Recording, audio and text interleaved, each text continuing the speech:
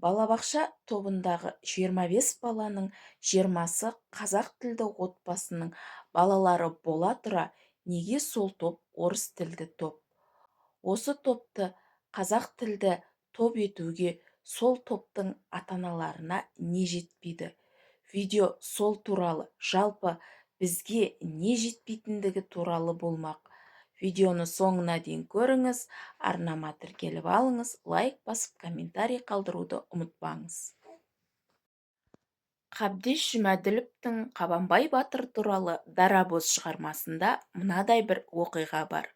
Үстіне бектер сауыт киген талдырмаш жігіт Кенже өзінен әлде қайда биік алпамсадай қара жігіт Қолбайға үсті-үстіне шабуыл жасап, оны жекпе-жекте жеңіп шығады. Жеңілген жігіттің қарпуы жетпеген киіздей болбырауының себебі кезінде жоңғарда 7 жылдай тұтқында болған екен. Оның тұтқында болғанын естіген Қабанбай оны жасақ құрамынан шығаруды сұрайды. Себебі адам ұзақ уақыт біреуге кіріптар болса, оның ой-санасына құлдық таңба басылады. Сүйекке сіңген қорқыныш үрейден ол бәрібір арылмайды. Ал әскер ішінде қорқақтардың болуы жұқпалы дерттен де қауіпті. Қабанбай Қолбайдың Кенжеден күшінің жетпегендігінен жеңілмегендігін, керісінше күш-жігерінің, тәуекелінің жетпегенінен жеңілгендігін айтады. Осы оқиғаны оқи отыра, бала кезімізде бізді үлкендер орыс келе жатыр деп қорқытатыны есіме түсті. Бүгінгі күнде ата-аналар балабақша мен мектептің орыс тілдісін таңдайды. Немесе балабақша тобында 25 баланың 20-сы қазақ тілді бала бола тұра, сол топ орыс тілді боп саналады. Сол топқа қазақ тілді топ болмағандықтан бергендігін айтады.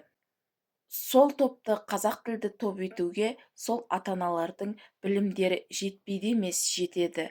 Оларға жетпейтіні жігер.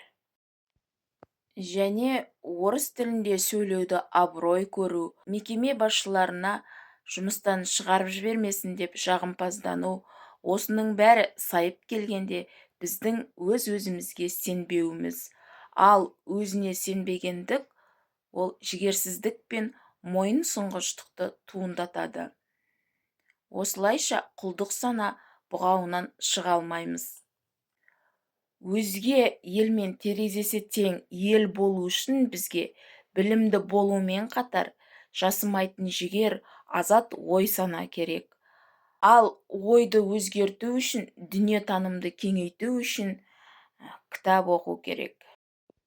Өзіме деген сенімнің артуына, табанды болуға, жүйелі сөйлеуге, қаржылық сауатымның ашылуына, ең бастысы рухани болмысымды азықтандыруға көмектескен кітаптар жайлы келесі видеода айтатын боламын.